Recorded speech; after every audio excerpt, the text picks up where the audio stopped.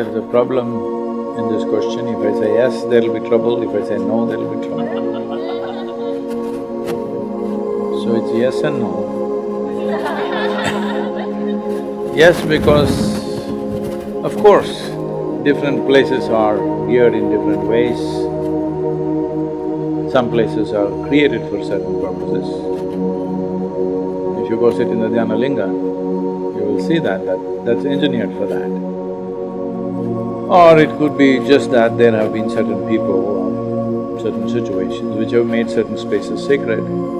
This is the whole basis of pilgrimage, that people went in search of those places. But another way of looking at it is, either you can go in search of significant places or you can make any place significant. I feel the second option is good. But for that, your presence should become significant. Your presence being significant means, it's a simple arrangement. You have three dimensions of yourself right now. It can be further divided, but basically, you have a physical body, you have a psychological structure of thought and emotion, and you have an energy body. All these three dimensions are pervaded by certain karmic content. Depending upon this karmic content, your body behaves in one way, your mind behaves in another way, your energies behave another way. For the same situations, different people behave differently. All dimensions. Body behaves differently, mind behaves differently, energies behave differently. Now, in a way, what we are looking at, right from the basic Shambhavi Mudra practice, what we are looking at is to rearrange them in such a way. The first thing is always life energy. The most dominant force in your life is not your body. Because if body is the dominant force, it will do its own little compulsive things and that's all it can do. If mind is the most dominant thing, most of the time you don't know what the hell you're doing, all right? You'll always be thinking of freedom and imitating the society in which you live. That's all that'll happen. Yes, either you'll be imitating it or you will be reacting to it. Both ways you're a slave to what is around you, because this is what the mind will do. So you have to arrange yourself in such a way, your life or your life energy is the first thing in your life. This is the most dominant thing. Your body and your mind are minor things. If this one thing happens, then space doesn't matter. Wherever you sit, it's fine. Wherever you sit, it's a significant place because your life has become significant. Significance of life, when I say, I'm not talking in terms of social terms, how significant you are in this world, that's not the point. As a life, you become significant. Only when you become significant as a life, then you see, it doesn't matter what you do, whatever you do is still worthwhile. Simple things, complicated things, big things, small things, it doesn't matter. Whatever little thing you do is just fantastic, simply because you as a life has become significant. If you allow your body to become significant, well, you just want to serve the body all the time. How many troubles people are getting into trying to serve their body all the time. Just eating, sleeping, copulation and dying is taking a whole life for most people. Just these arrangements are taking a whole life, isn't it?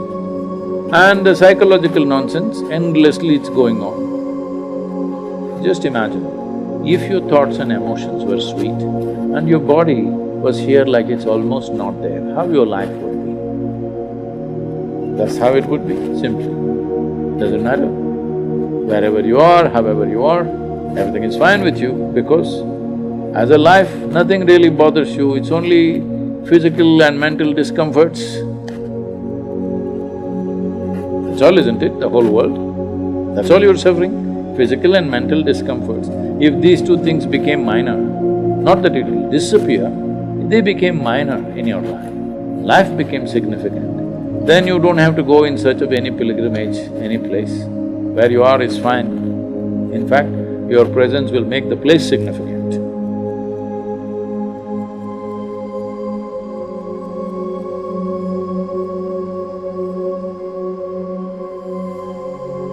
Sometimes when we think about meditation, we imagine it as something that needs to happen in a perfect place.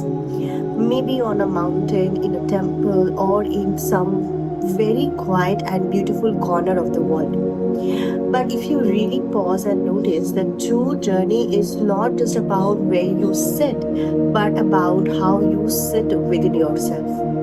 Life around us is always busy. There will always be noise, distraction, and responsibilities pulling our attention in many directions. Yet the ability to turn inward and find a stillness within, no matter the place, is what gives meditation its real power.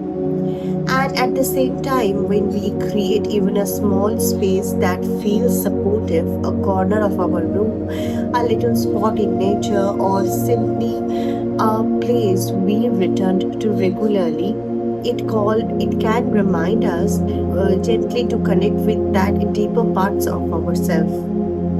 When you hear about the significance of place, it's not to make you feel limited or pressured, but to open your awareness. Because the more conscious we are, the more we realize that everything from the air we breathe to the ground we sit on to the energy we carry plays a role in shaping our experience of life. It is a space of tension and rush, or is it a space of calm and openness? You don't need to have the perfect meditation hall or a grand setting. Even with a small corner of your room, or just by sitting under a tree, you can begin to set something calm. And slowly, with practice, you will see that place outside matters less and less because the place inside you becomes steady, alive, and beautiful. This is where the real magic lies, not just in the outer location, but in becoming significant as a life yourself. As always, do remember this is not a summary of Sadhguru's word, it is simply my interpretation of the deep wisdom he imparted. Kindly keep them spirited and do not misunderstand. Thank you for joining, and we will see you tomorrow. Until then, please take care. Chandrachud Shiv Shankar Parvati Ramana निनगे NaMo